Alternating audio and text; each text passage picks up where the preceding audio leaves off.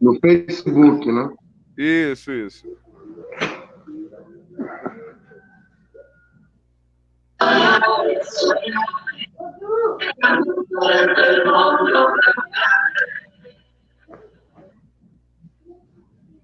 Está aparecendo.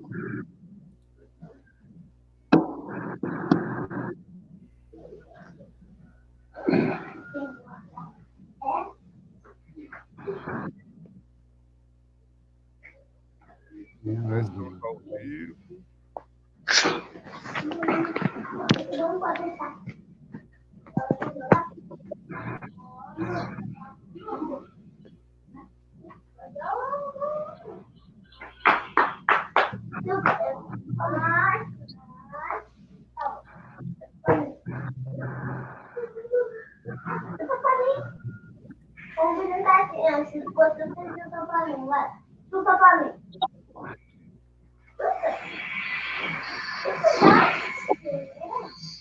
Olá, boa tarde a todos e todas. Iniciando aqui a nossa live, Papo de Futuro. Prazer imenso aqui receber as duas pessoas que nosso companheiro do Evangelista. Os meninos estão aí falando. Tu tá vazando pro áudio. Se puder, isso. Então, estamos muito felizes, né, de poder fazer essa conversa hoje, trazendo um pouco do debate sobre a questão da Comissão da Verdade sobre a Escravidão no Brasil e a importância da cidade de Ouro Preto dentro desse debate. O Papo de Futuro, ele é um papo de provocações, né, que a gente está iniciando hoje, nosso primeiro atividade nesse sentido. E de início eu vou passar aqui para o nosso companheiro Humberto para ele poder se apresentar e iniciar aí a nossa conversa. Estou ainda me ajeitando aqui a câmera, mas queria dizer que o som tá bom? Tá ótimo. Queria dizer que eu agradeço muito o convite que foi formulado. É importante usar essa tecnologia para que nós que sempre falamos e nem sempre fomos ouvidos, tenhamos formas de estar nos trocando informações. Eu tenho viajado eletronicamente, virtualmente pelo país, desde que começou a pandemia, com um enfoque na reparação da escravidão. Estou tentando aqui compartilhar o perfil, mas quero dizer que é uma honra estar trocando essas informações que a gente vai trocar aqui com você, com o companheiro do Evangelista. A gente já tinha trocado muitos conhecimentos quando estivemos, agora achei aqui, ó, quando compartilhar aqui para o pessoal poder ver o assunto lá no... Ele é hora de botar lá no Instagram. Então, a gente já tinha trocado dos trabalhos na Comissão da Verdade da Escravidão Negra daí de Minas Gerais, sob a presidência do querido Daniel Dias Moura. E então, quero dizer que estar aqui com vocês agora é um motivo de comemoração. Acho que a Comissão da Verdade da Escravidão Negra, ela, no plano federal, ela vai na terceira gestão. No plano das seccionais, ela está em 18 seccionais, algumas funcionando bem, outras funcionando mais ou menos, e algumas sequer tiveram ainda o início.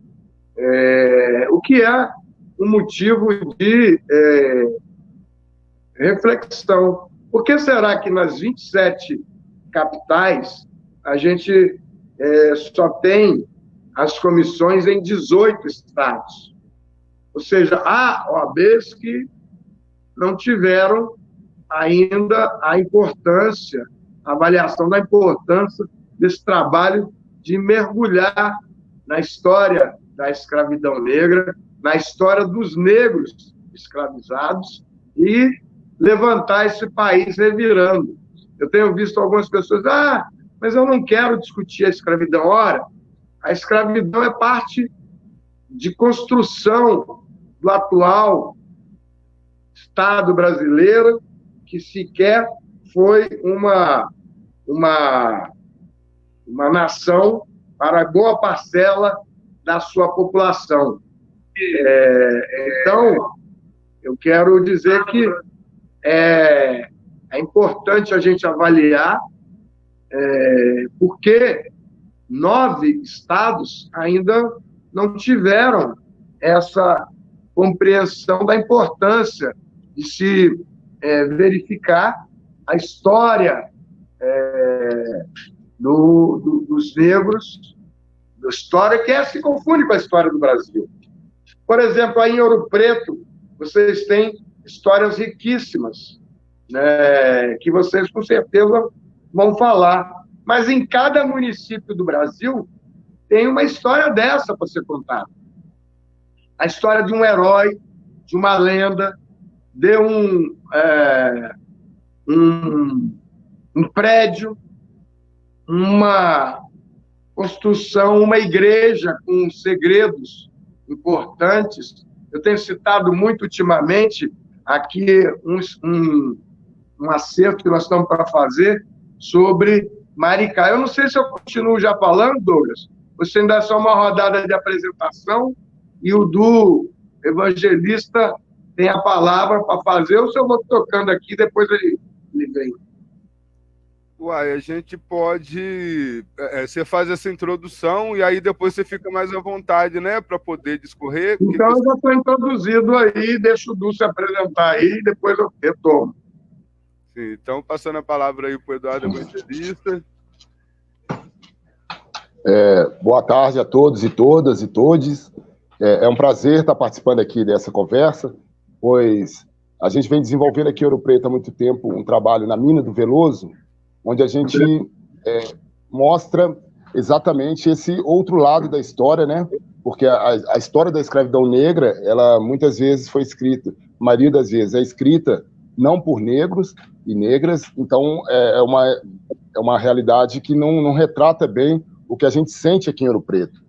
E aí aqui em Ouro Preto, devido a todo o processo de exploração do ouro e todas as consequências dessa exploração de ouro para o mundo como um todo, a gente vê aqui que foram deixadas marcas, né, foram deixadas um grande legado aqui da nossa história, que só pode ser resgatada por nós, que temos sentimentos nessa causa.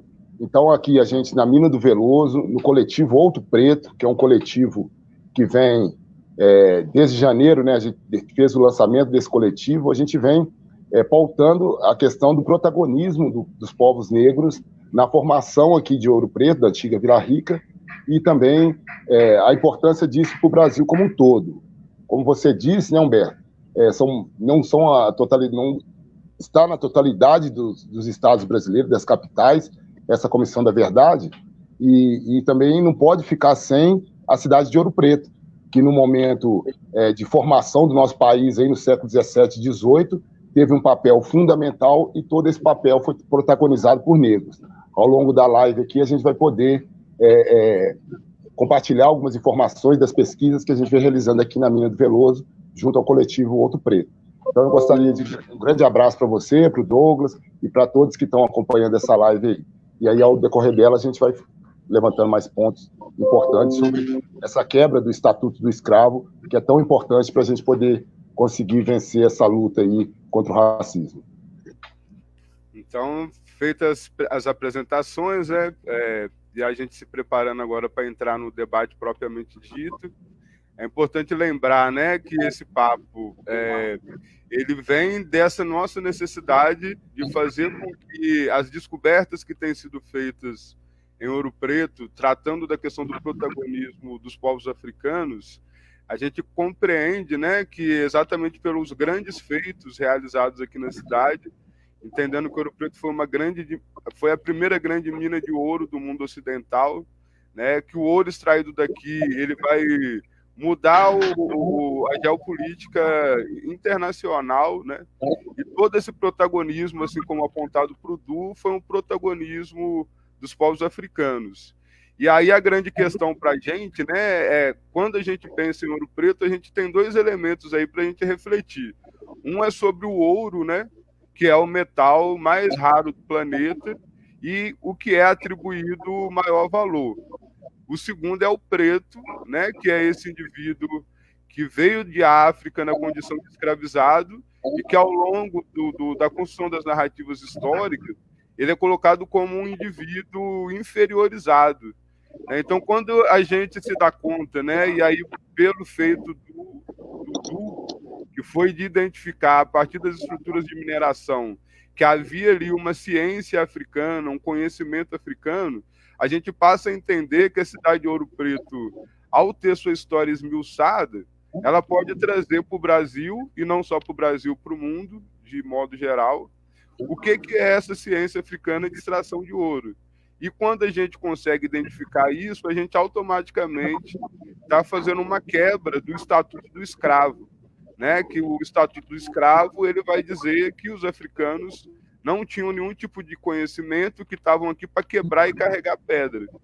E aí, quando a gente descobre uma ciência com tamanha importância, como foi as atividades de mineração e metalurgia, a gente passa a perceber que tem um gancho aí que precisa ser revisto.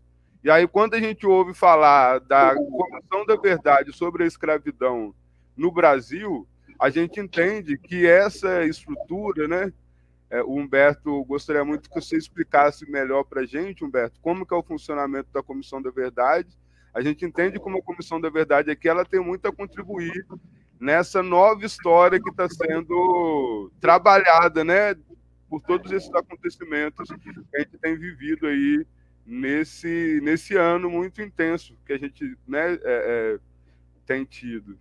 E então eu passo a palavra para o Humberto para ele poder explicar para a gente como funciona a Comissão da Verdade e como que para ele essa narrativa de Ouro Preto ela pode de alguma maneira contribuir nesse processo.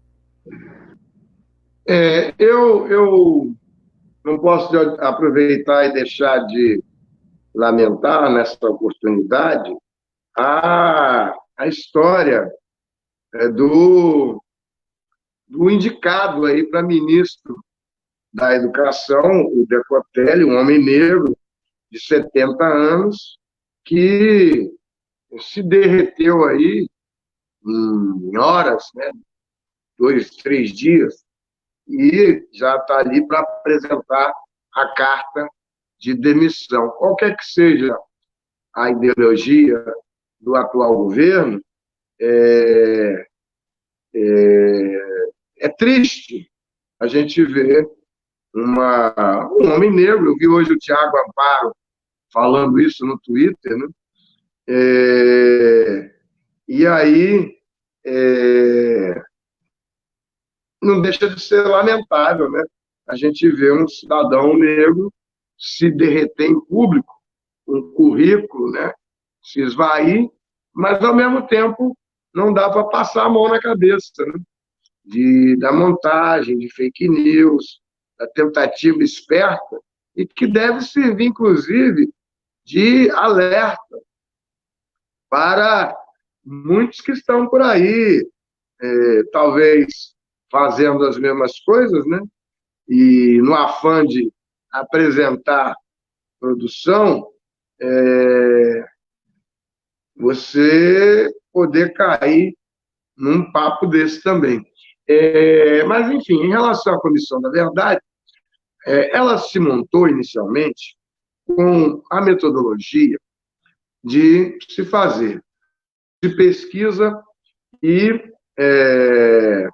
grupos de pesquisa, grupos de uma parte via a bibliografia, não seria a OAB que iria fazer a bibliografia, mas o trabalho junto com o Departamento de Histórias, sobre pistas e provas da escravidão.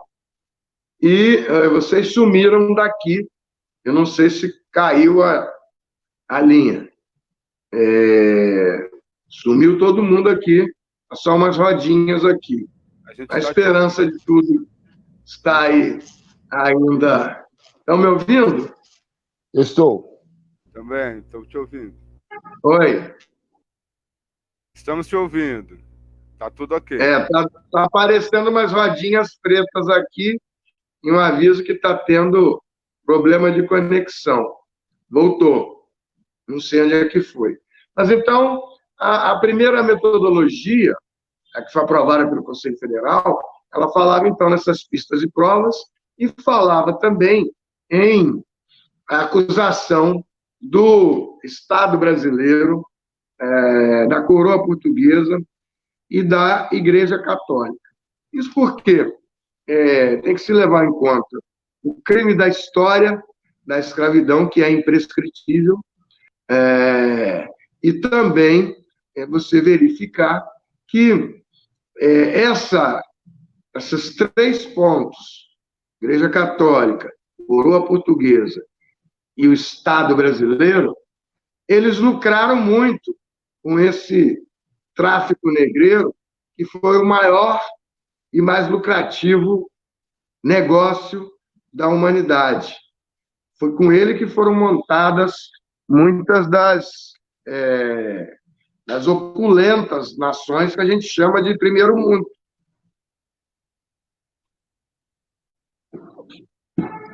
E daí, porque como é imprescritível, daí nasceria o direito da reparação da escravidão, que ainda é um ideal. Ainda não muitas tentativas que estão sendo feitas ao redor do mundo inteiro, nós não temos ainda uma efetiva reparação da escravidão em qualquer lugar do mundo. No plano nacional, e daí porque faltou eu dizer também que, além da Comissão Nacional da Verdade da Escravidão Negra, eu também estou presidindo a Comissão da Verdade da Escravidão do Conselho Federal, seccional da OAB do Rio de Janeiro. É uma dessas 18 que eu mencionei.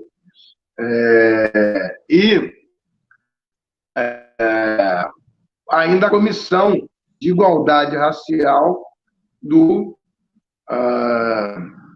Instituto dos Advogados Brasileiros. Com isso, a gente partiu primeiro uma boa explicação, que é a seguinte: você não tem como não enxergar a possibilidade de se fazer a discussão da reparação da escravidão em pequenos nichos também, como as subseções das OABs dos municípios. Talvez seja até uma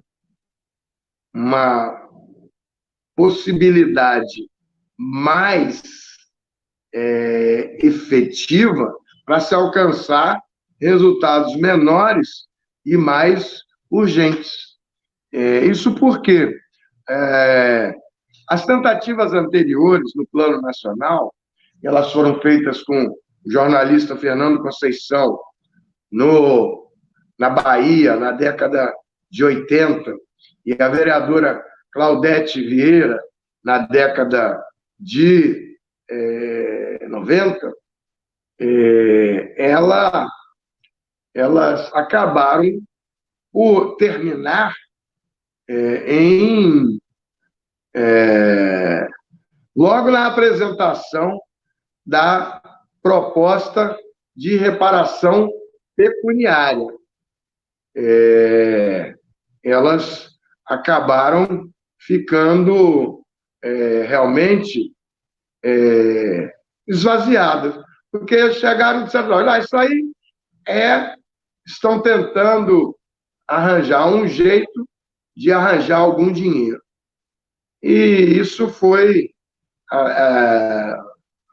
tanto o Fernando Conceição quanto a vereadora Claudete, as iniciativas que eles tiveram, embora pioneiras, entre outras, elas acabaram por se esvair logo no dia seguinte. Falou em dinheiro, opa, deixa para lá. Então, quando a gente começou a Comissão da Verdade, que foi criada na conferência da OAB, Conferência Nacional dos Advogados, em 2014, aqui no Rio de Janeiro, onde eu reuni o finado companheiro Wilson Prudente, procurador do Trabalho, o desembargador Paulo Rangel, a desembargadora Ivone Caetano, o advogado Marcelo Dias, e o defensor público Nilson Bruno. Nós partimos para uma proposta única, que era de fazer a reparação da escravidão, a Comissão da Verdade da Reparação da Escravidão, seguindo os passos da Comissão da Verdade da Ditadura, e que examinava apenas 20 anos. E aí, ora, os 350 anos de escravidão negra, o caminho era muito mais longo e penoso. Mas isso aconteceu de uma forma que foi possível estabelecer essa primeira dinâmica. 14 seccionais, ou seja, nos estados, formaram e apresentaram seus relatórios. Logo depois, a OAB tem muita eleição. Então, algumas seccionais se reorganizaram, outras prosseguiram e outras tiveram o voo de galinha. Mas muitas seccionais de subseção estão trabalhando a história local. Nós tivemos os 2 cases de maior sucesso nessa área que chamam de memória. É o caso do Luiz Gama, que renasceu, ressurgiu, né, como herói da pátria, teve o seu nome instalado no panteão, no hall dos heróis, né, e a Esperança Garcia, no processo da OAB do Piauí, capitaneado pela professora Maria Sueli Rodrigues. Esperança Garcia viveu em 1780 e ela escreveu uma carta reclamando da tortura. E essa carta ela foi achada pelo historiador Luiz Motti, e daí, então, se verificou... A parte da história é a localização da carta, nos arquivos lá do Museu de Teresina. Ela vivia em Oeiras, e Oeiras fica hoje a 3h30 de carro. Imagina em 1780. Imagina em 1780 uma mulher negra escravizada que soubesse ler e escrever naquele grande fazendão que devia ser o Brasil, e mais ainda lá do lado do Piauí, né? Esses pontos são interessantes de serem analisados. Mas o trabalho da Comissão da Verdade da Escravidão Negra do OAB do Piauí foi colocar a Carta da Esperança Garcia para examinar sobre a luz das ordenações filipinas. E, com isso, concluir que foi realizado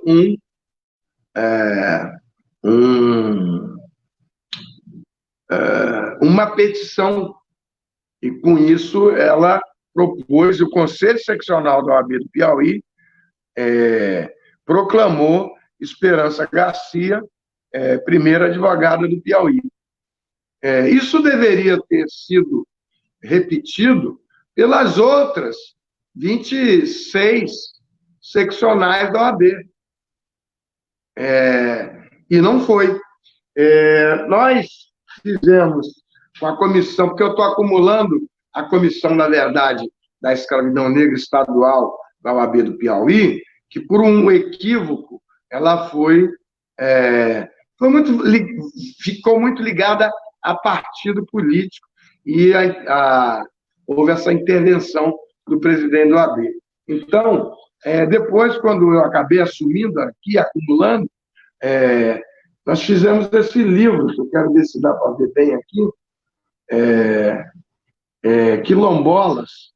Ele foi feito ainda na eleição, quando estávamos na época da candidatura, nós fizemos um seminário nacional quilombola, dentro do Tribunal Regional Federal, da 2ª Região, e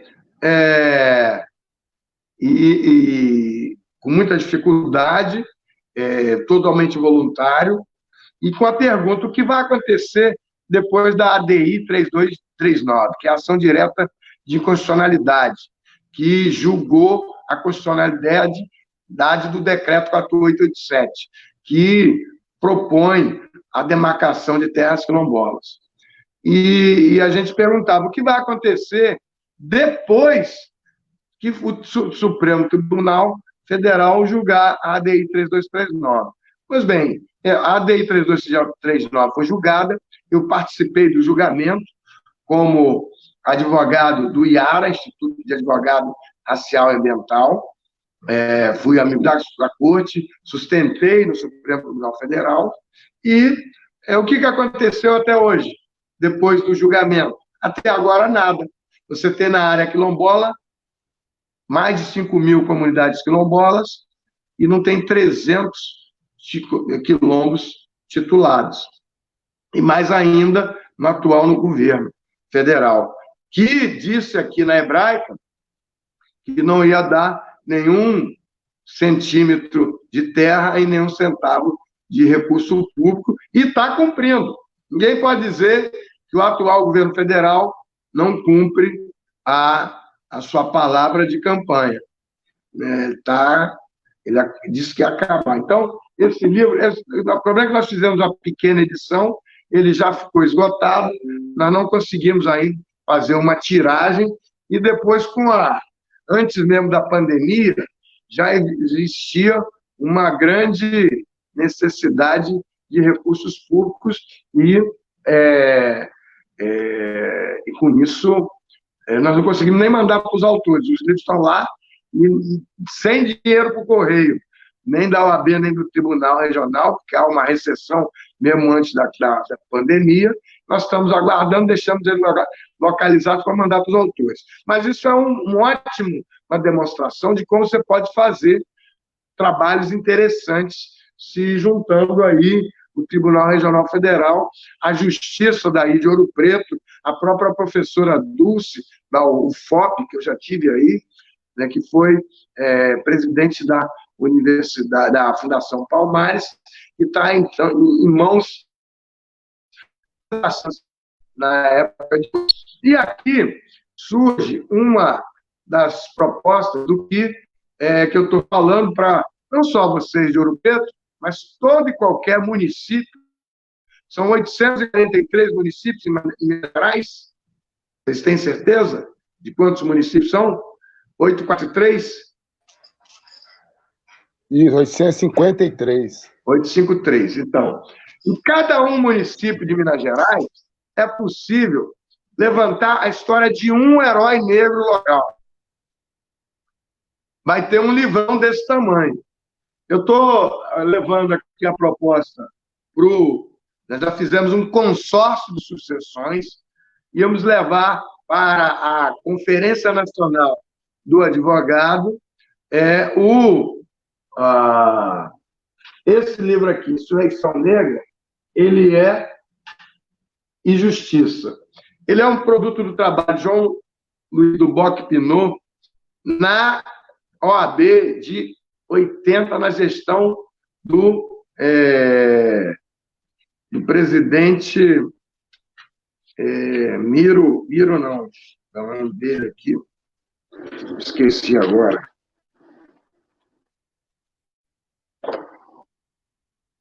Presidente que foi governador do PDT, Carlos Maurício Martins Rodrigues era o presidente, e depois também, em 1787 a 1789.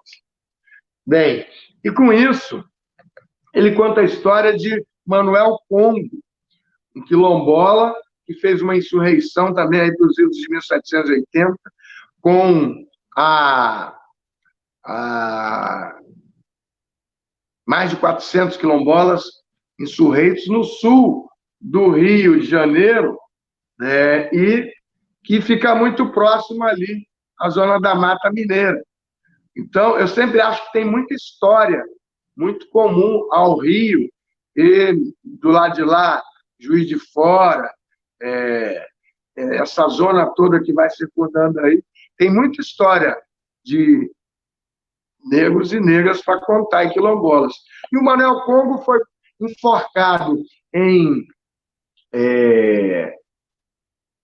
Paraty, Miguel Pereira, tem um memorial em Vassouras, tem meio que feriado em Mendes, e a OAB de Mendes estava trabalhando lá bastante com isso, com a doutora Zenóbia, então nós juntamos 16 subseções da OAB e fizemos um consórcio de subseções para levar, assim como Luiz Gama, o Manuel Congo para a Conferência Nacional da Advocacia, seguindo os passos também da Esperança Garcia do Piauí. Eu tenho certeza que Minas Gerais está esperando um herói negro para contar essa história. Eu não sei se é o Chico Mineiro, se talvez pudesse fazer um concurso aí, falar com o Daniel e trazer os 10 homens e mulheres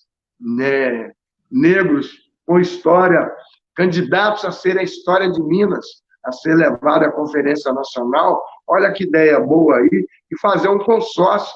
Ia sair muita história das igrejas, dos sindicatos, tem muita história aí para contar dessa época, e muitos heróis negros para serem resgatados, cuja história foi esquecida. Isso é o que se diz, que se chama de memória. Mas e daí? Eu tenho certeza que se nós formos hoje partir por uma proposta de reparação financeira, nós vamos ficar falando meio que sozinho, porque já está no meio da pandemia, já está no meio de uma recessão profunda que se avizinha aí após a pandemia. Esses caras ainda vêm falar aqui de reparação de um tanto de tempo atrás. Eu não tenho nada com isso, não fui eu que escravizei ninguém, eu não tenho por que pagar. Então, na medida que a gente vai levantando esses nossos exemplos, que muitas vezes ficam restritos aos departamentos de história, eu acho que a gente pode trabalhar em resgatar esses exemplos de trabalhos de história, de departamento de história, que muitas vezes estão nas gavetas das universidades. E com ele, dar voz e alcance e repercussão com a voz da OAB. Ao mesmo tempo, essas comissões que vão se montando nas OABs, inclusive das OABs das subseções, elas são portas de entradas para jovens advogados do sistema OAB.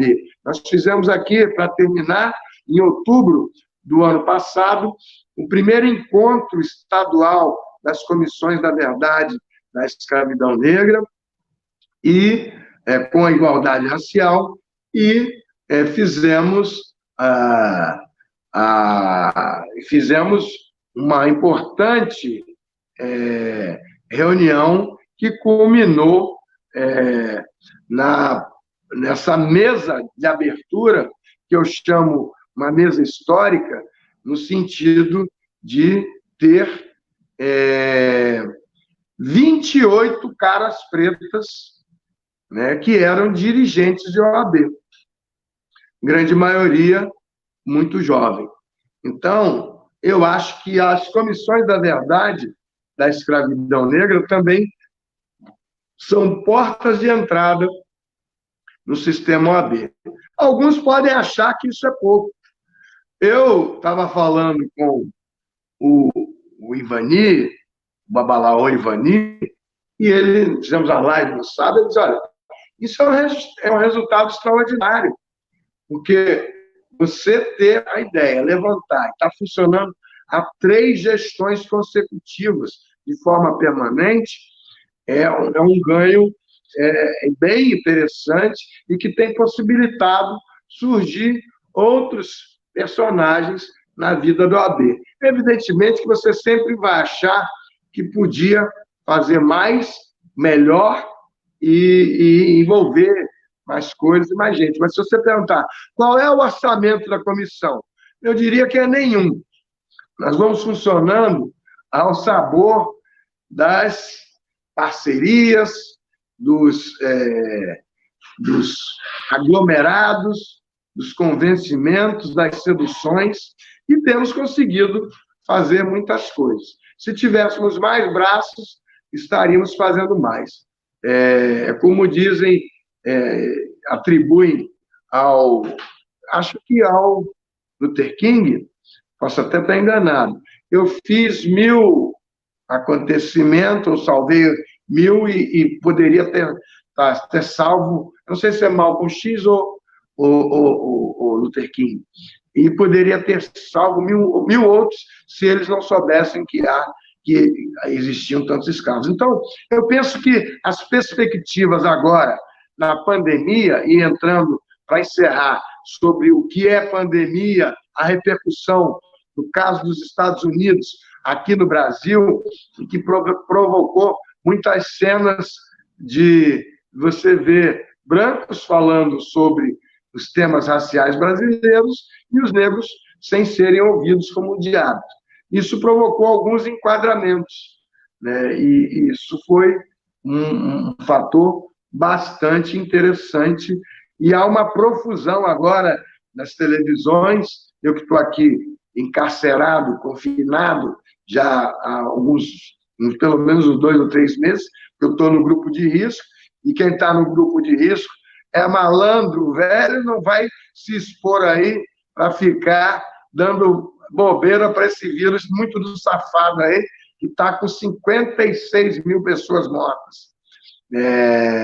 Então, a galera que já passou dos 60 está bem guardada, bem escondida e não dando chance para o azar, porque todo mundo vai ficar aí para a próxima e vai ficar aí um bom tempo aí. Eu penso que a gente tocou nos principais problemas, tinha que falar também na questão das religiões de matriz africana. Eu me reportaria à entrevista muito exitosa do professor Silvio de Almeida, no Roda Viva, que fez alguns pontos bem interessantes e citou, em relação ao movimento negro, uma das coisas que eu achei que ele foi bem interessante, que o movimento negro está hoje nas favelas, nas favelas, nos terreiros e nas escolas de samba. Com isso, eu vi 2 ligações com exemplos anteriores que eu acho importante trazer em reforço ao que o Silvio Almeida falou. Primeiro, o professor Milton Santos. Eu estou sempre dizendo o seguinte, o Milton Santos, lá no governo PSDB, e ele fazendo avaliação da globalização que estava por vir, quem tiver na época vai lembrar daquela história, né? A globalização era a saída de tudo. E numa das últimas entrevistas, Milton Santos disse o seguinte, olha, eu acho que depois da globalização, o que virá é a solidariedade que emerge das camadas mais carentes e mais pobres da população e que, invariavelmente, são as mais pretas. Então, isso acho que tem muita ligação com o que o Silvio falou. E aí, homenagear, relembrar o professor Silvio Almeida. Engraçado que ele foi doutor honoris causa em 16 universidades e ninguém foi lá dizer que o título dele era falso, né? Era um título fake. Vamos lembrar essa aí, vamos guardar para jogar aí, né? E a outra coisa, o Silvio Almeida falou dessa questão do samba e do terreiro. A Universidade Zumbi dos Palmares, onde o Silvio, pelo que o Silvio também deu aula, lá logo que ele se formou, não sei exatamente detalhes, mas ele deu aula lá na Zumbi dos Palmares, eu estou lá desde o início, e também foi resultante de um esforço, especialmente da galera do samba, que se juntou, e o pessoal dos artistas daqui do Rio de Janeiro, e também dos terreiros. Então, o Zé Vicente sempre fala isso daí. Então, penso que esses dois suportes estão inseridos aí em socorro ao que o Silvio Almeida falou. Não tem mais, eu penso que essas coisas estão todas ligadas e vamos aí para o debate, depois que o Du falar. Acho que são essas as primeiras considerações. Já falei bastante aí. Vamos ouvir agora vocês e tomara que a live seja reproduzida e que sirva sempre de multiplicação. Ela não pode ser só para o município de Ouro Preto. Ela deve ser um multiplicador para todo e qualquer município. Prossigo. Legal. Isso. Legal demais você ouvir essa explanação. E, bem, aqui em Ouro Preto, eu sou nascido e criado aqui em Ouro Preto, muito antes, né, desse sistema de cotas que veio para fazer essa reparação. Eu entrei na Universidade Federal de Ouro Preto no curso de Engenharia Civil, que é um curso muito concorrido, né? E na época eu era um dos poucos, né? Podia contar os negros que tinham na universidade na palma da mão. E quando eu entrei na universidade, eu despertei para o bairro onde eu nasci, sabe? Porque onde eu moro aqui no bairro São Cristóvão, onde eu fui nascido e criado, era talvez uma das maiores minas de Vila Rica, que era o epicentro, vamos dizer assim, da produção de ouro no período aí setecentista. Então eu morava numa mina de ouro, não sabia o que era aquilo, entrava para dentro das galerias subterrâneas, passava pelos aquedutos, passava pelas ruínas que existem aqui na Serra, e ninguém conseguia explicar o que era aquilo para a gente. Então, quando eu cheguei na universidade, e lá do campus, o campus fica do outro lado do bairro São Cristóvão, então você consegue ter uma vista bem ampla da Serra de Ouro Preto e da Serra do Veloso, que é o bairro São Cristóvão. Então, de lá que eu conseguia ver várias estruturas ligadas à mineração e lendo artigos e projetos de pesquisas ligados à história da mineração, eu comecei a identificar lugares da minha infância com essas estruturas de mineração. Então, você tem um sistema de aqueduto que transportava água por quilômetros pela serra, utilizando somente a energia da gravidade. Você tem grandes reservatórios para acumulação de água, para acumulação da lama. Você tem as galerias subterrâneas, só aqui no bairro São Cristóvão, no meu trabalho de mestrado, que eu fiz um mestrado no Departamento de Geologia, aqui da Universidade Federal de Ouro Preto, e nesse trabalho eu fiz um inventariamento de todo esse sistema de mineração, porque como engenheiro civil, eu comecei a ver essa obra fantástica que foi feita aqui no bairro, porque você tem toda a parte de captação de água, de reservação, distribuição dessa água, desmonte da encosta, recolher o material aurífero, fazer todo o processamento. Então, quando eu consegui ver a visão total desse sistema, caiu numa frase que o Douglas usa muito, porque Ouro Preto é muito conhecida como uma cidade barroca, uma cidade colonial. Aqui o colonial é tido como como bom, né? Você vai lá, tem um restaurante colonial, comida colonial, o hotel colonial, sabe? Tudo ligado a esse período colonial que, para mim, a gente deveria banir, porque a ideia de colonização é que a gente tem que banir das mentes do brasileiro para poder a gente repensar a nossa nação. Então, nesse período colonial, eles ficam pensando somente na parte arquitetônica. Então, a cidade é muito conhecida por causa dessas maravilhas arquitetônicas aqui, construídas também por mãos negras, né? Então, a cidade fica sendo a pérola barroca fora da Europa. E aí o Douglas fala muito bem, e é exatamente isso que eu vejo agora, que a gente precisa divulgar, que Ouro Preto, ao invés de ser uma pérola barroca, antes de tudo, ela é uma máquina de extrair ouro africana. Daqui saíram toneladas de ouro. Todo o processo, o protagonismo de pensar esse processo de transposição de água de um lado para o outro, desmontar a encosta, saber que parte da montanha que você vai derrubar, onde vai fazer as galerias subterrâneas, como elas vão se autossustentar. Quando eu comecei a ter contato com essa história da mineração, eu consegui ver esse outro preto, que é o lema do nosso coletivo, que é esse outro lado, o lado do conhecimento que eles trouxeram para cá, junto com a diáspora. Mesmo com todo o processo desumano que foi a escravização, o conhecimento que eles tinham lá em África, né, esse conhecimento já milenar de extração de ouro, lá da região da Costa da Mina, né, da África subsaariana, todo esse conhecimento veio para cá junto com essas pessoas.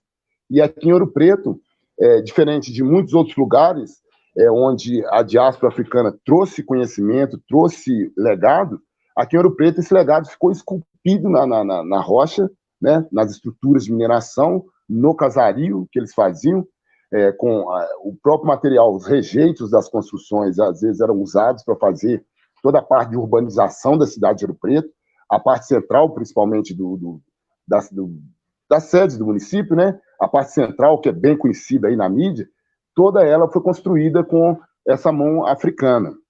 Então, quando eu consegui ver isso, aí que veio o start, né? Veio o clique, para a gente poder usar isso como mote, primeiro, para poder fazer a ressignificação desses povos que vieram para cá, para poder contrapor a imagem que a história oficial nos conta, né, de que o negro só vinha aqui para carregar pedra e para fazer força. A gente mostra, não, que veio para cá por causa da ciência, por causa desse conhecimento que eles tinham no processo de extração de ouro.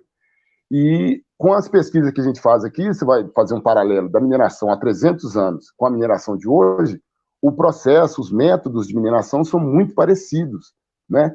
Então mostra que esse conhecimento trazido para cá pelos africanos, ele perpetua até hoje ainda na mineração aqui no Brasil como um todo. Então, quando a gente fala desse protagonismo, desse conhecimento trazido pelos povos africanos, a gente quebra esse estatuto do escravo. Então, aqui em Ouro Preto é muito fácil da gente visualizar isso. Mas, em todos os lugares onde teve presença da diáspora, ela veio porque, no processo de ocupação, de invasão do território, esses europeus precisavam de conhecimento para o plantio, no primeiro momento, porque você lidar com a terra em solo tropical é diferente lá do que é feito lá na Europa, que é clima temperado. Então, nesse primeiro momento do conhecimento da agricultura, é muito difícil você demonstrar ele, porque as marcas se apagaram, né? Onde eram os campos, hoje viraram cidades, foram urbanizados, então você perde muito desse conhecimento que eles trouxeram no primeiro momento para a agricultura, vamos dizer. Já aqui em Ouro Preto, não, todo o conhecimento fica aqui. Tanto as técnicas, né? Aqui é muito comum você usar a técnica que a gente chama de pau a pique, que é fazer casa com madeira e barro. Essa técnica vem lá da África, porque os povos originários aqui do Brasil não trabalham com construção de barro. O europeu também não tinha esse costume, não existe registro dessas técnicas lá na Europa. Então, esse conhecimento vem com esses povos africanos, que lá na África você tem estruturas lá de barro, né, feito com essa técnica, por mais de 1000 anos lá. Então, a gente mostra na arquitetura, no urbanismo, o protagonismo africano, e na mineração a gente mostra e consegue fazer a visitação aqui na mina do Peloso, mostrando esse conhecimento deixado por eles nessas estruturas. E para além dessas duas grandes áreas, que é a arquitetura, né, o urbanismo e a mineração, a gente tem aqui também ainda um registro fantástico, que é da metalurgia. porque a gente está aqui no quadrilátero ferrífero, né, uma região muito rica em minério de ferro, e esses africanos e africanas que vieram para cá já detinham as técnicas de metalurgia no continente, nos países de origem. Então, a gente tem essa contribuição também aqui da metalurgia, que é um dos carros-chefes da nossa economia aqui em Minas Gerais, né? A mineração e a metalurgia corresponde a boa parte do PIB que a gente produz aqui em Minas Gerais. Então, aqui a gente consegue mostrar que os povos africanos tiveram importância fundamental para a construção do nosso país.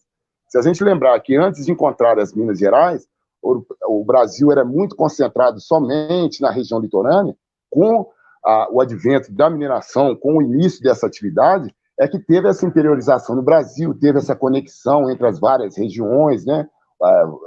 Dinamizou o comércio, dinamizou toda a estrutura para que aqui se tornasse um país. Então, quando a gente fala aqui de Ouro Preto, fala de Minas Gerais, desse conhecimento que o africano trouxe para essas áreas, arquitetura, urbanismo, mineração, metalurgia, a gente consegue quebrar o estatuto do escravo. E é importante a Comissão da Verdade, como você falou, que eles já ficam pensando que a gente vai pedir reparação somente monetária, mas eu acho que, para além dessa reparação monetária, a gente precisa combater esse epistemicídio que nos atinge. Porque durante toda a minha vida, eu fui somente depois que eu passei pelos muros da universidade, é que eu reconheci o lugar onde eu nasci e fui criado. Então, quando aconteceu isso para mim, eu me libertei de vários traumas que são criados por causa do racismo, do epistemicídio, que você, às vezes, quer se negar, porque você não quer ser comparado à pessoa que fica apanhando, que fica amarrado no tronco, né, e que é pintada pela história oficial. Então, a gente precisa, além de pensar nessa reparação, vamos dizer, financeira, de todo o crime que foi cometido contra os nossos antepassados, é interessante a gente pensar também nesse outro lugar, que é ressignificar a presença dos povos africanos aqui. E isso virá uma onda que a gente possa espalhar isso pelo Brasil todo. Começando aqui por Minas Gerais, fica muito fácil, e aqui por Ouro Preto mais ainda, porque foi tudo preservado, toda a história que eles fizeram aqui está preservada no casario, na serra, nas estruturas de mineração. Então, a gente tem um campo muito amplo de pesquisas ainda a serem feitas. Aqui em Minas Gerais, a gente tem o professor Tarcísio, que ele escreveu esse livro aqui, não sei se dá para ver aí, ele fala sobre o Quilombo do Campo Grande, que foi uma agremiação de quilombos que talvez maior que o Quilombo de Palmares, e ele nunca é falado para nós mineiros. Era o pai Ambrósio, né, que era o líder desse grande quilombo, e que não é contado nos livros de história, não é contado em lugar nenhum. Então, esse apagamento é que a gente tem que combater. Eu acho que a Comissão da Verdade, aqui em Ouro Preto, instalando-se uma comissão aqui na seccional da UAB de Ouro Preto, a gente pode organizar essas pesquisas, porque muitas coisas estão lá nos arquivos, nas bibliotecas, lá de história. Então, a gente precisa tirar isso tudo dali e fazer aplicar a Lei 10.639 com educação patrimonial, com essa discussão da igualdade das relações étnico-raciais. Então, nessa fala, eu gostaria de deixar essa colocação de que a importância que a gente tem aqui em Ouro Preto, por ter todas essas estruturas que contam a história para a gente, que mostram o protagonismo dos povos negros aqui em Ouro Preto, a gente consegue repercutir isso para o Brasil todo, e mesmo que a reparação ainda esteja longa, distante, essa reparação financeira, vamos dizer, do crime da escravidão, a gente consegue reverter, levantando, acabando com esse epistemicídio, né, e mostrando que o negro e as negras aqui em Ouro Preto, em Minas Gerais, elas foram fundamentais para que tudo acontecesse, né, aqui. Todo esse grande volume de ouro que inundou os países europeus aí, que financiou a Revolução Industrial, que dinamizou a Europa. Eu até brinco, eu falo que o brilho do ouro de Minas Gerais é que iluminou o iluminismo. Então, com essa energia que a gente precisa divulgar para o restante do Brasil, para todos os negros e negras espalhados pelo Brasil, para saber que aqui em Minas Gerais o negro teve um papel fundamental para a criação do nosso país, né? e também, quiçá, do mundo moderno que a gente vive hoje. Então, essa reparação, essa quebra do epistemicídio, né, e mostrando esse protagonismo, acho que já é um passo que a gente precisa fazer, e a Comissão da Verdade pode auxiliar, e muito nisso. Você falando de pessoas históricas, né, de lideranças negras históricas, aqui a gente tem o Chico Rei, que é a história que era um minerador também, conhecedor de técnicas de mineração, líder do reino lá em África, e quando ele chega aqui, ele consegue, através do conhecimento de geologia, de mineração dele, tirar vamos dizer assim, o dono da mina, né, o donatário da lavra, estava com a corda no pescoço, porque o rei português, a coroa portuguesa cobrava os impostos, não era por produção, era por um valor que ele chutava. Foram vários métodos de arrecadação de impostos e nenhum deles estava ligado com o que estava sendo produzido. Então, ele arbitrava o valor e a pessoa tinha que chegar naquele valor. Então, muitos donos das minas ficavam endividados com a coroa portuguesa, e o Chico Rei foi um que libertou esse proprietário dele, vamos dizer assim, né? Porque a mina já não produzia, ele fez a mina produzir, com isso ele conseguiu comprar a sua liberdade, e aí a partir desse momento ele começou a empreender, comprou a própria mina e foi libertando todos aqueles do seu grupo. E aí hoje a gente tem aqui talvez a maior festa do reinado de Minas Gerais, que acontece na primeira semana de janeiro, com o pessoal da AMI-REI, da Guarda de Moçambique, lá do Alto da Cruz, os grupos de congados. A gente é feito um grande encontro aqui em Ouro Preto, homenageando essa grande figura que é o Chico Rei, que ilumina muitas vezes os nossos caminhos aí, quando a gente pensa em liderança negra aqui em Ouro Preto. E sobre o Chico Rei, eu acredito que não existiu apenas um Chico Rei, foram vários, porque todo esse conhecimento das minas, ele é difundido em toda a região aurífera aqui de Minas Gerais, né, na região chamada Ciclo do Ouro. Então, em cada lugar que a gente procurar aqui, a gente vai achar essas lideranças negras importantes para poder valorizarmos, e aí a gente começar a fazer a reparação, mesmo que não seja financeira, né, do crime do racismo, seja uma reparação histórica e do legado deixado pelos nossos povos. Acho que é isso, Douglas, e aí a gente pode abrir para o bate-papo aí, como se quiser. Então, só, né, que a gente vai ouvindo vocês aqui, aí vai acendendo, né, um monte de balãozinhos assim, né? E aí é muito interessante isso, né? Quando o Humberto fala que os demais estados, né, que compõem aí, que tem, né, já organizado as comissões da verdade, eles buscarem heróis negros, né, para poder serem exaltados e legitimados. E aí, quando a gente vai pegar a história de Ouro Preto, a gente entende que não dá para trabalhar um herói aqui, né? Assim como apresentou aí a figura do Chico Rei. Então, assim, o empreendimento do tamanho do que aconteceu aqui não seria possível meia dúzia ou, sabe, poucas pessoas para poder fazer esse acontecimento, né? A gente, pelos estudos, a gente tem uma base, assim, cerca de 80% da população que compunha Vila Rica de Ouro Preto no período era composta por africanos. E tudo, né? Tipo, o primeiro momento que a galera chega para tirar ouro, e à medida que o ouro foi sendo extraído, é que a cidade ela vai se constituindo, vamos dizer assim. Então, ao longo desse processo, né, e onde a atividade de extração de ouro ela ocorre aí em mais de 100 anos, ao longo desse período, muita gente passou por aqui. E como o objetivo era esse empreendimento de extração de ouro, que era esse metal de altíssima raridade, extrema necessidade dele na Europa para poder fazer as coisas acontecer, a gente precisa fazer, né, aquilo que o Walter Benjamin, né, que é um filósofo da escola de Frankfurt, diz, que a gente precisa escovar a história contra pelo. E quando a gente escova a história contra pelo aqui, a gente consegue ver a raiz, a base, né? A gente consegue entender que tem muita coisa aí que a gente precisa trazer à tona, né? E que quando a gente traz à tona, a gente vai fazendo essa costura aí da maneira como tu muito bem apresentou, não resta dúvida de que a partir de Ouro Preto é possível a gente de fato construir uma outra narrativa histórica, né? E não é nenhum exagero nosso dizer isso, quando a gente olha que a gente tem mais de 450 bocas de mina, com mais de 400 metros de profundidade ao longo da serra, né? Quando a gente vê o Casario, a igreja de São Francisco de Assis, que é considerada a 7ª pérola do barroco português, né? Uma das 7 maravilhas do mundo português.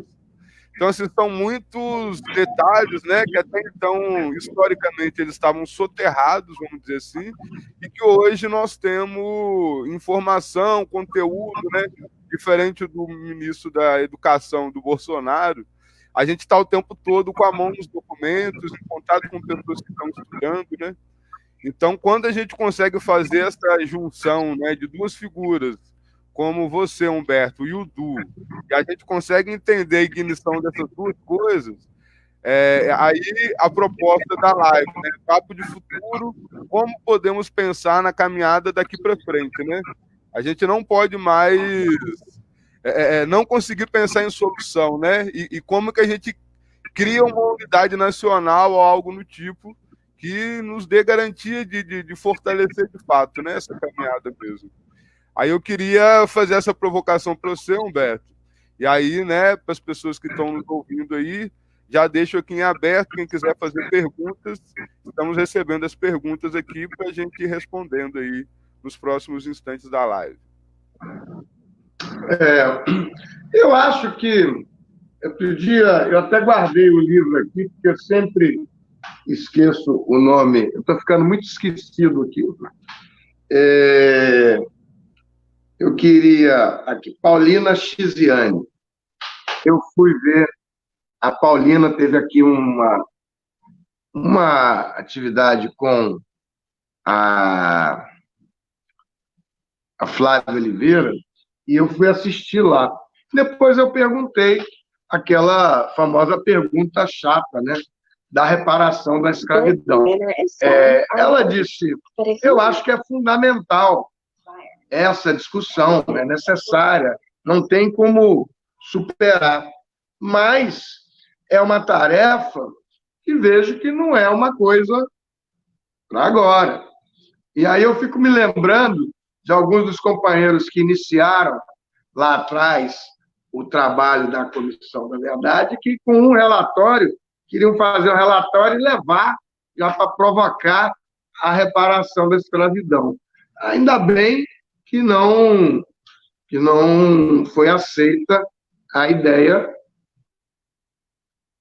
deles. Primeiro porque seria, obviamente, uma coisa muito pequena e sempre com muitas possibilidades de defeito. Segundo, eu perguntei também a mesma coisa para o Laurentino Gomes, com o livro aí da escravidão. Fui na inauguração, da apresentação do livro dele, né, e no lançamento, tanto na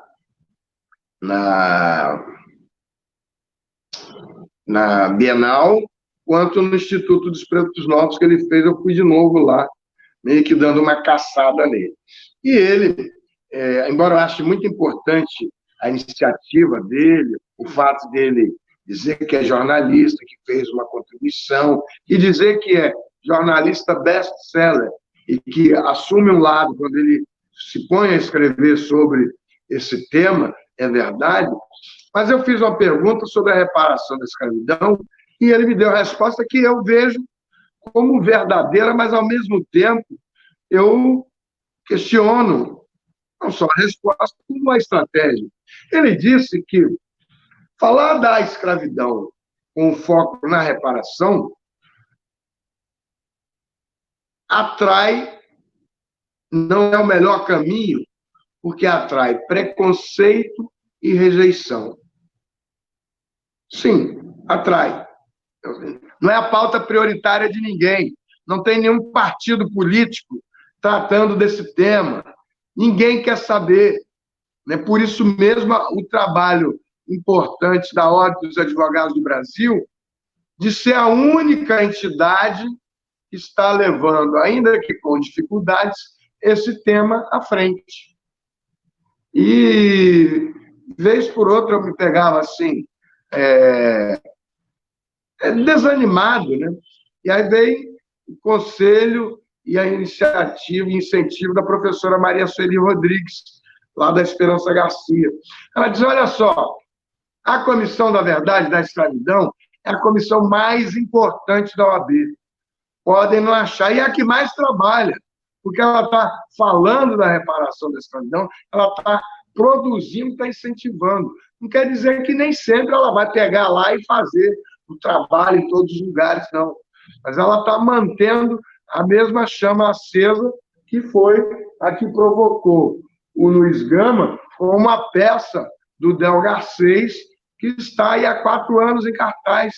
Nosso querido amigo da Rede Globo, e que é um ator da Rede Globo, e que é membro da Comissão da Escravidão Negra. O Del Garcês, com o Luiz Gama, e os trabalhos da professora Lígia Ferreira, ele já não só virou membro da Comissão do Rio de Janeiro, como a do Maranhão, apresentou os textos da peça de teatro que ele fez em muitos lugares, vai apresentar de novo lá no Conselho Federal, apresentou na Bahia, apresentou no estado natal dele, do Maranhão. E aí até uma coisa interessante, que a Bahia pensou em iniciar uma guerra, né, com São Paulo pela busca dos restos mortais de Luiz Gama, que era baiano. E Luiz Gama foi baiano até... continuou sendo baiano, mas ele fez essa... Ele foi vendido como escravo pelo pai, e ele nunca disse o nome do pai. Mas o César Brito, vocês estão vendo aí, fez esse livrinho, essa peça de teatro, que é um filme, sobre Luzes, Luíses e Luísas do Brasil escravista, do César Brito, ex-presidente do Conselho Federal, e eu fiz o prefácio. É uma peça de teatro onde o Luiz Gama e a Luísa Marinha, sua mãe, eles se encontram no campo da ficção, e a mãe dele é uma advogada trabalhista. Então, isso ressurge, recria, e traz Luiz Gama de novo, e acaba combatendo o que são aí os epistemicídios que foram mencionados pelo evangelista. Mas isso é só... Tem milhões de heróis. Aqui, eu sempre gosto de citar o exemplo da Comissão da Verdade da Escravidão Negra de São João do Meriti, onde um ilustre colega, lá um advogado negro de São João do Meriti, que era desconhecido, passou a presidir a comissão de lá e juntou o projeto do Museu do João Cândido Municipal como projeto da Comissão da Verdade da Escravidão Negra da OAB de São João do Meriti.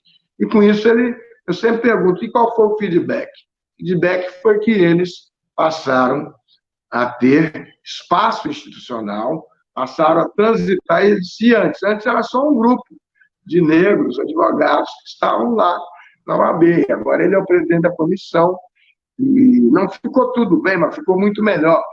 E eles estão brigando lá pelo Museu do João Cândido. Então, eu quero crer que a primeira coisa que vocês devam fazer, e todos os outros que estiverem vendo essa live, é bater na porta do presidente da OAB, da seccional, e dizer lá, olha, eu quero ver aqui com advogados, com promotores, com defensores públicos, com juízes, com professores de história, antropólogos, eu quero ver a Comissão da Verdade da Escravidão Negra funcionando aqui. Não importa se ela vai funcionar bem ou mal, se vai ter muito trabalho, o que importa é criar ambientes para que esse tema seja discutido. E alguém perguntou no chat aqui sobre as escolas e a Lei 10.639. Lógico, a lei, apelidada Lei 10.639, que também é a Lei 11.645, foi a Silvia Araújo, ela são apenas pequenas, pequenas alterações da lei de diretriz e base da educação, a lei 9394. Mas ela só tem 2 artigos.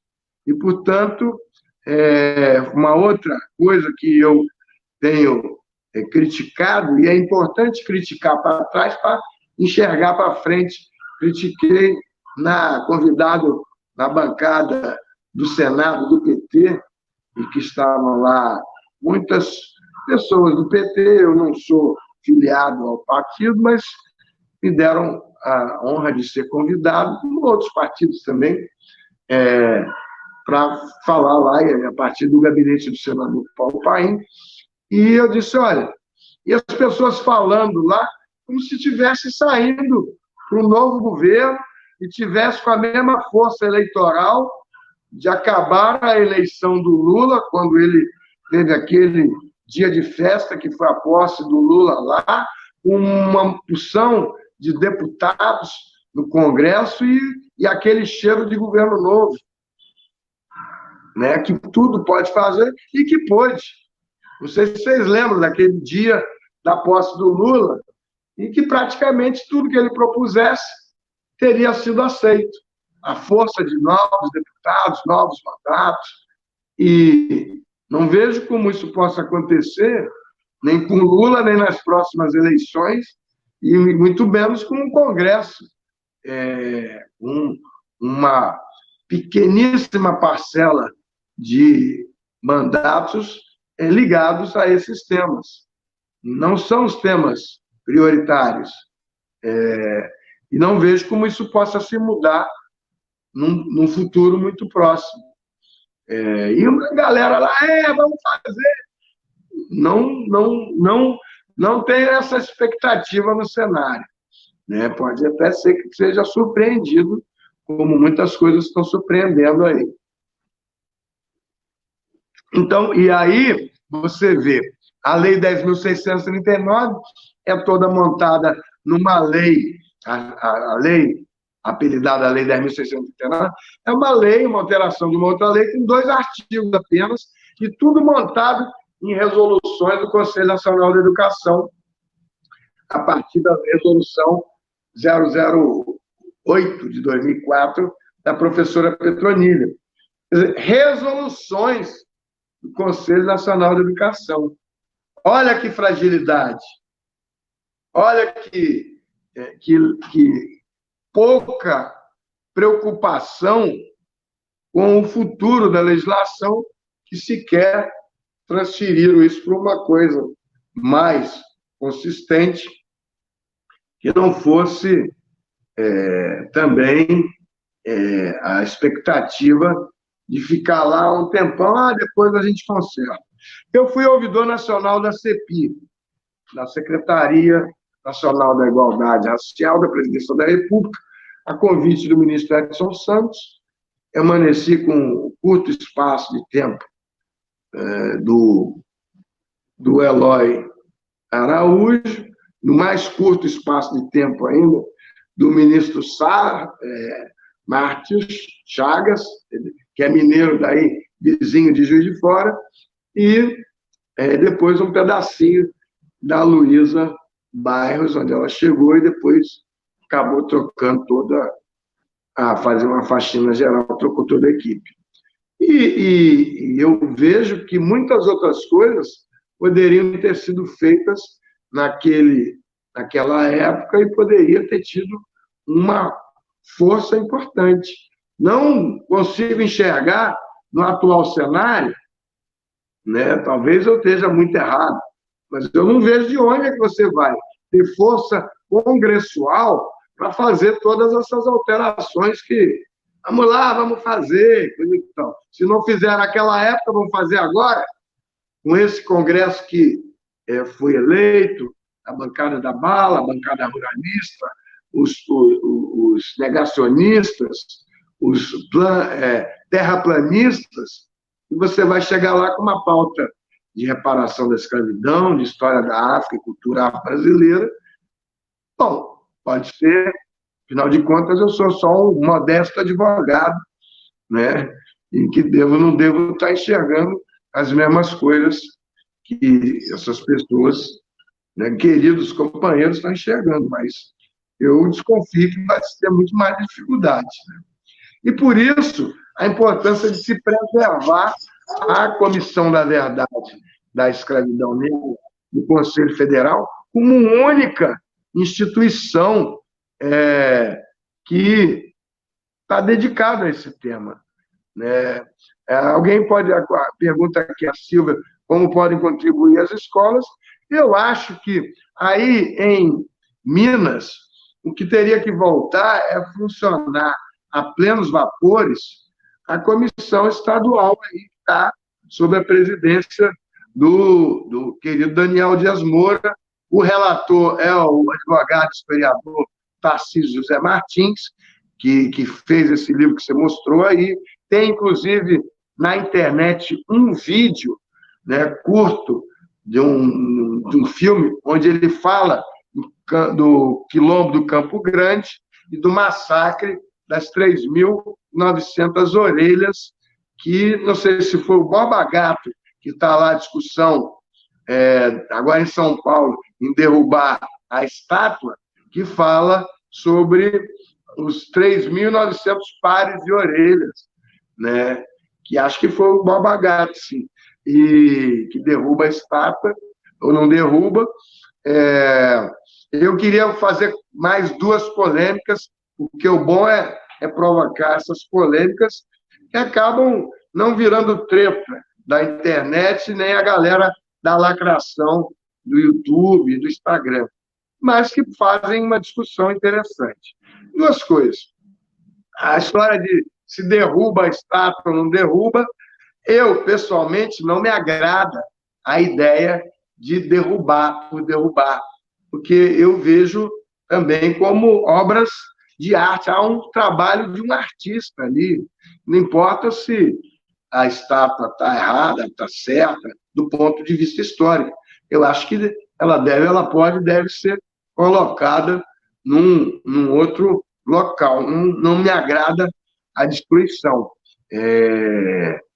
E eu penso que se possa fazer um contraponto, fazer como está fazendo a Comissão da Verdade da Escravidão lá com o João Cândido, né? Levantar o Museu do João Cândido, ao invés de ir lá na porta do Exército para desacatar a estátua do Caxias, que é o patrono do Exército e que, reconhecidamente, tem sido denunciado aí como um matador de escravos, mas o Exército não gosta disso. Então, e aí a gente tem a questão do Zumbi dos Palmares, sob ataque permanente na Fundação Palmares, e a gente não pode... Essa confusão toda aí do ministro Decotelli, que já está quase sendo ex-ministro, acho que já apresentou a carta de renúncia ali, de renúncia, na verdade, é um pedido de anulação da portaria, porque ele chegou a nem tomar posse, e não deixa de ser muito triste isso, ainda que seja no atual governo, que acaba com reputações. O Evangelista ficou de cabeça para baixo, voltou. E a outra coisa é uma outra discussão que eu percebo nessas coisas de internet e de aqui e acolá, que é a questão do 13 e do 14 de maio. Algumas pessoas estão loucas estão comemorando o 13 de maio, e aí surge o pessoal da abolição inacabada do 14 de maio e que acha que não tem nada para comemorar no 13 de maio. Eu fico no meio, porque eu enxergo no 13 de maio, além da Princesa Isabel assinando lá, mas eu enxergo a libertação dos cativos.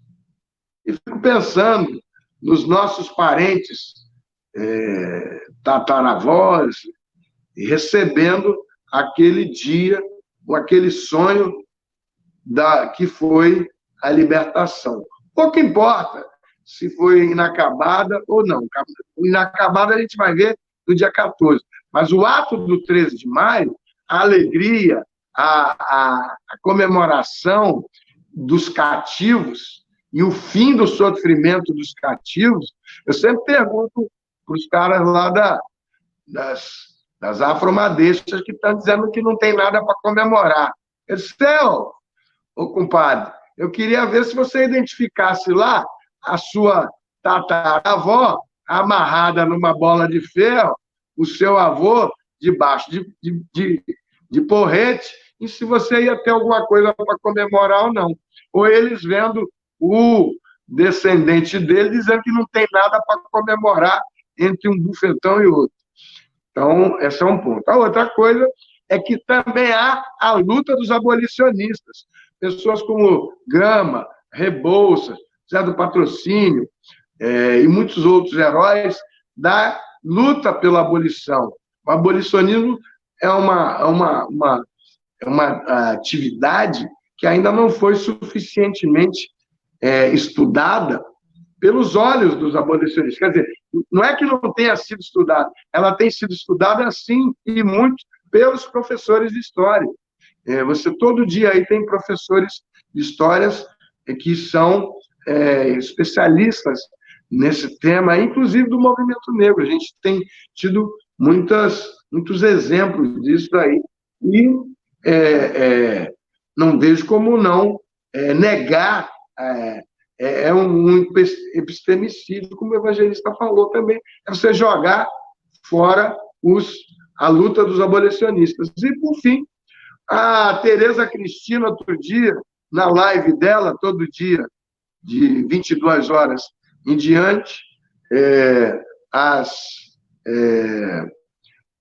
no Instagram, @Tereza Cristina, ela deu um outro exemplo. O Decotelli confirma a saída do Ministério da Educação. Então, eu acho que ele não volta nem para a FGV, né? Porque descobriram lá, o Tiago Amparo publicou que no curso dele da FGV, a FGV disse que ele nunca foi professor da FGV. Ele deu umas aulas no curso lá e tal. Então, quer dizer, um cidadão de 70 anos, preto, que eu acho muito ruim, qualquer que seja a coisa dele, que fica uma lição aí para os mais velhos e os mais novos e os do meio também, né? Não forjem seus currículos.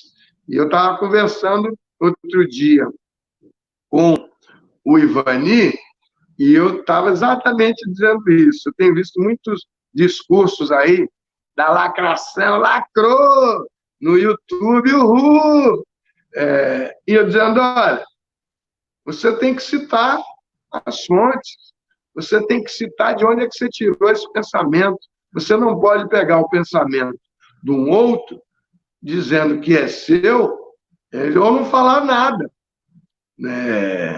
Olha aí o professor Silvio Almeida o tempo todo chamando atenção. Esse conceito de racismo institucional não é meu conceito. Embora eu seja o autor do livro, o conceito não é meu. Ele já existia. Então, que fica o exemplo, uma galera aí que está contando a história sem dizer quem era o dono do boi. E a Tereza Cristina, então, para encerrar, foi lá e disse o seguinte: e a questão ancestral dos pontos de Umbanda e Candomblé dos pretos velhos, que é toda montada em cima dos pretos velhos com um sonho de abolição, e falam lá, olha lá o preto velho sonhando na alforria, dizendo que o Senhor vinha aqui. É só entrar por aí nas cirandas e nas giras de Umbanda e que vai ver muita história lá. Isso também vai ser julgada fora porque a abolição está inacabada e porque não tinha nada para comemorar. Eu vejo também com muita dificuldade. E acho que não prejudica. Duas coisas, não prejudica a discussão da abolição inacabada, que deve ser feita e continua, e vai parar onde? Aonde nós estamos, na reparação da escravidão, né? E, ao mesmo tempo, não se precisa de mais um choque, mais uma treta do movimento negro, como foi o famoso mico, né, do Zumbi mais 10, onde o movimento negro, com partido, proporcionou uma marcha no dia 16 de novembro, lá na Praça dos Três Poderes, e o movimento negro sem partido proporcionou uma marcha no dia 16 de novembro. Vocês lembram disso? A marcha do Zumbi mais 10, no governo da Matilde. E tanto foi o choque que tiveram dois pinguinhos de gatos pingados no dia 16 e no dia 22.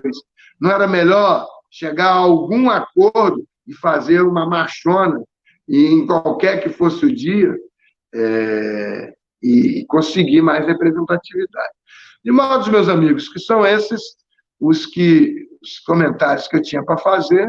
Vamos aí ao Evangelista e depois nós temos a live com a Kiratiana hoje, lá de Chicago. Ela está ouvindo aqui, tá? Kiratiana está nos assistindo aqui.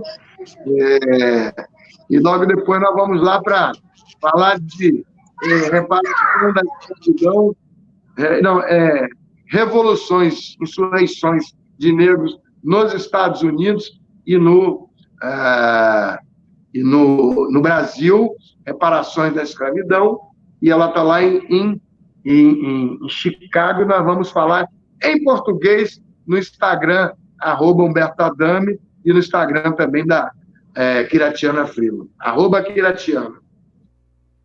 Humberto, teve uma outra que como foi feita pela Laura Rocha. Eu vou colocar aí.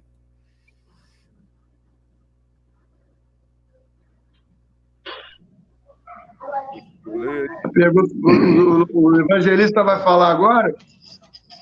Isso. É porque... Então ele já responde a pergunta. Legal. Essa pergunta é importante porque nós, que né, somos militantes aí da causa negra, de combate ao racismo, eu aqui na minha prática, eu também sou membro do NEABI aqui da Universidade Federal de Ouro Preto, e o que eu sempre trago lá para as colegas e para os colegas é que nós, negros e negras, precisamos ocupar espaços de poder político. Acabamos de ter esse episódio lastimável aí do Dacotelli de fraudar currículo, ser anunciado, antes de sentar na cadeira ele já está pedindo demissão. Então a gente precisa de espaços de política conquistado com a participação mesmo, com a militância. E eu acredito, como você falou, Humberto, muito bem aí, a gente está nesse governo extremamente contrário a essas pautas. Em Minas Gerais, aqui, o nosso governador aqui também, ele não sinaliza nada para esse lado. Então, o que eu acho que nos cabe para que essas políticas públicas sejam efetivadas e façam a reparação é que a gente estabeleça isso nos níveis municipais. Como eu disse, aqui em Ouro Preto, a gente tem essa força ancestral marcada nas construções e nas estruturas de mineração. Eu acredito que essa reparação precisa ser feita com política pública a nível municipal. Eu não precisar chegar lá nos meus 20 anos de idade, lá na universidade, para entender o lugar onde eu nasci. Então, a política pública para reparação precisa começar no nível municipal, na creche, na pré-escola, no fundamental. É lá que a gente vai precisar mudar a sintonia das crianças, né, para que ela não cresça como eu cresci também, sem ter nenhuma representatividade negra. A única representatividade negra que a gente tinha era do esporte, era da música, né, com todos os méritos a eles também, mas nunca nos mostraram, eu fazendo engenharia, nunca tinham me mostrado que eu morava na maior mina de ouro que existia na cidade, que tinha técnicas aqui aplicadas até hoje na mineração. Então eu acredito, respondendo a pergunta aí, que nós, negros e negras, precisamos nos envolver já. Esse ano é um ano de política, né, um ano de eleições no nível municipal, é uma eleição completamente diferente, porque a gente está com essa questão da pandemia espalhada, então a gente precisa se envolver nesse nível de decisão política, ocupar espaços para que as políticas sejam feitas por nós mesmos. porque se formos esperar, né, a Princesa Isabel, sabe, essas lideranças brancas que são as benfeitoras e nós ficamos só como né, não como protagonistas, eu acho que não é a saída. A saída, então, que eu vejo para as políticas públicas serem efetivadas e fazer reparação é nós, negros e negras, entrarmos mesmo nesse ambiente da política que não é feito para a gente, né? Ficam colocando cotas. Nesse governo nacional aí a gente tem lá o Hélio, o deputado, que fica ali como um papagaio de pirata do presidente. Você não vê falas, não vê postura, não vê projetos, não vê nada da pauta negra. E agora com essa questão do ministro, nem é mais ministro da educação, né? Que coloca a gente nessa saia justa aí e que vem muito para poder atrasar, né, a evolução do movimento negro no Brasil. Então, eu acredito que a pauta tem que ser discutida no nível municipal, com políticas públicas no nível municipal, para já lá na tenra idade, todos os negros e negras se reconhecerem, saberem da história fantástica dos nossos antepassados, aí, dessas grandes lideranças que estão encobertas aí pela poeira do tempo, mas que a Comissão da Verdade pode vir tirar essa poeira e apresentar para a sociedade. Acho que minha contribuição era essa aí, Douglas. Então, gente, acho, né, a gente está chegando aí às 17h29, né? A gente não tem mais perguntas, além dessas duas que foram apresentadas. E queria só dar uma reforçada, né, antes de passar aí para as considerações finais, que quando a gente pensa numa comissão da verdade, não tem como a gente lidar com outra coisa que não seja verdade, né? E para poder acessar essas verdades, assim como as críticas que o Humberto fez, né, da galera da lacração, que tá, tipo, não está buscando embasamento para poder falar sobre aquilo que está falando, e pura e simplesmente, às vezes, está querendo só um destaque, né? E a nossa caminhada é uma caminhada de longo percurso, né? Já tem um tempo aí que a gente vem esmiuçando, buscando informações, construindo esse percurso que nos autoriza, de certa forma, a propor um chamamento como esse, vamos dizer, né? De estar disposto ao debate. Cada dia que passa, a gente tem mais adeptos, né? Mais pessoas interessadas em esmiuçar essa história, assim como a gente tem feito ao longo desse tempo. A gente fica muito feliz, né, de entender que, de certa maneira, isso está acontecendo também em outros lugares e é o que acaba nos dando um alento aí para a gente continuar, né, nessa caminhada que a gente vem construindo. A gente entende que não está fácil, na verdade nunca esteve fácil, mas assim como o Du falou, né, a partir do momento que a gente passa a entender nossas raízes e que conexões são essas, isso, de certa maneira, nos dá uma chama mais forte para continuar marchando, né? Acho que a gente está num processo aí de é isso, né? Se a gente não puder fazer por todos, que pelo menos a gente faça pelos nossos, né? Nossas crianças, e que essa galera aí, de certa maneira, vá se tornando também multiplicadores de todo esse trabalho que a gente vem fazendo, né? A gente tem atuado muito junto às escolas, né? E a gente tem visto isso se desdobrando em diversos resultados, né? E aí a gente está aqui na torcida, a gente já está iniciando a conversa com alguns integrantes da OAB de Ouro Preto, e a gente espera logo em breve conseguir fazer essa amarração aí, para que a gente possa consolidar esse grupo de trabalho, vamos dizer assim, né? Onde, a partir do NEABI, vários outros grupos de estudo que já existem, somado a essa força aí da OAB no processo de legitimação, a gente consiga fazer aí escovar a história de Ouro Preto a contrapelo, como eu havia dito antes, né? E aí eu passo agora então para o Humberto, para ele fazer as considerações finais, e logo na sequência o Du, já agradecendo aí imensamente pela... Eu quero dizer que vocês estão muito atrasados, porque nós estamos há 3 gestões na Comissão da Verdade, e depois dizem que os mineiros são corredores de chegada. Tem 3 gestões. Se você tiver... Não tem desculpa, não. Desculpa, não. A gente só ficou sabendo... Desculpa, não. Cara, só ficou sabendo da comissão, só para você sintonizar aí. Por conta da década da ONU sobre a reflexão da escravidão negra no mundo. dessa forma que chegou para a gente a informação. A gente não Amigo, sabe. Se não bater lá na porta do presidente da secção, da subseção, levar lá a proposta, ligar para o Daniel, ligar para o presidente do AB de Minas Gerais, que é o Raimundinho, que é negro, presidente pela terceira gestão, ligar lá para a vice-presidente, que é a Helena Della Mônica, mulher negra, vice-presidente pela segunda vez da OAB, manda um e-mail, liga para lá, perturba, vai no presidente daí, leva um bolinho de gente, junta um monte de advogado, junta militante, tem que aparecer cara preta lá, tira o Daniel lá do sofá, né, e faz uma grande homenagem à professora Beatriz Bento, que foi a primeira relatora, não foi a segunda, a primeira relatora, o Tarcísio entrou no lugar dela, que faleceu, que ela fez uma coisa fantástica, era botar, ela já ia saindo, e eu disse assim, professora, por que a senhora não faz uma coisa que a gente fez não sei aonde, que já estou preparando para tirar Quiratiana. Tomando um vinhozinho aqui com água.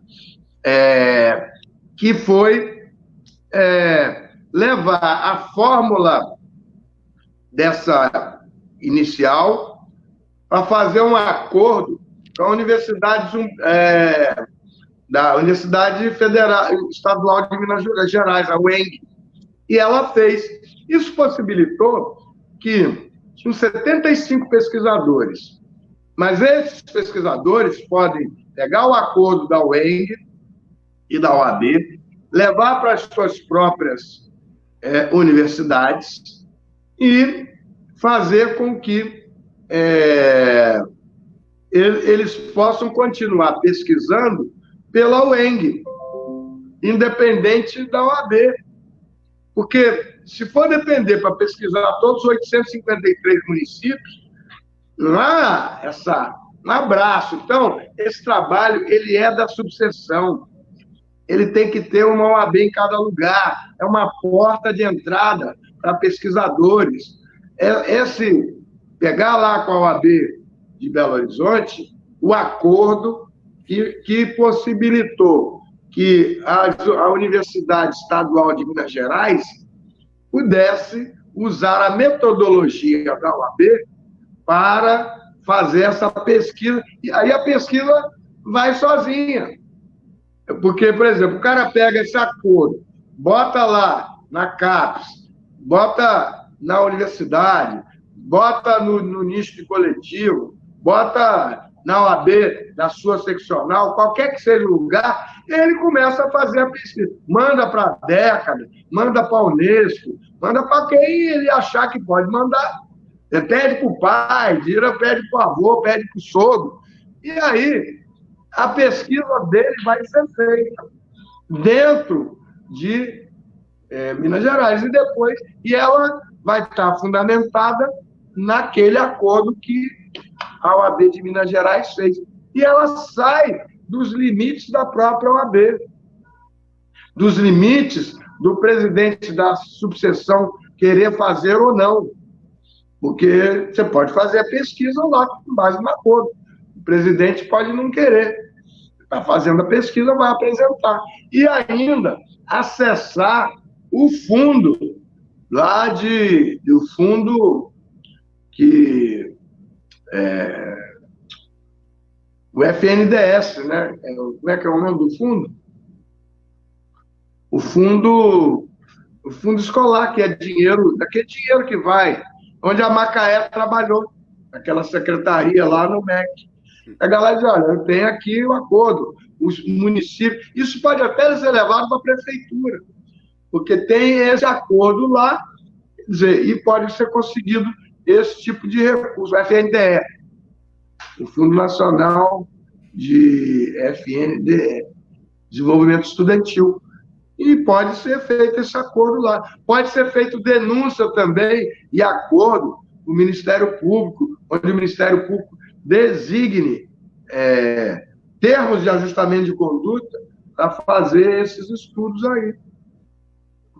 Pode pesquisar, inclusive, na Ancine, que não tem dinheiro para nada, mas isso vai passar, é preciso fazer as apostas. Então, eu acho que, nesse momento, eu vejo com continuidade, com perseverança e com firmeza nesse caminho, mas pode demorar e os lugares vão andar mais rápido, outros menores. Quando juntar todos os pouquinhos, vai dar uma coisa enorme, imensa, e que se for esperar para fazer, vamos fazer um fundo que abarque tudo isso, acho mais difícil. Então é melhor juntar vários pouquinhos e daqui a pouco a gente junta tudo num pacote só. É isso.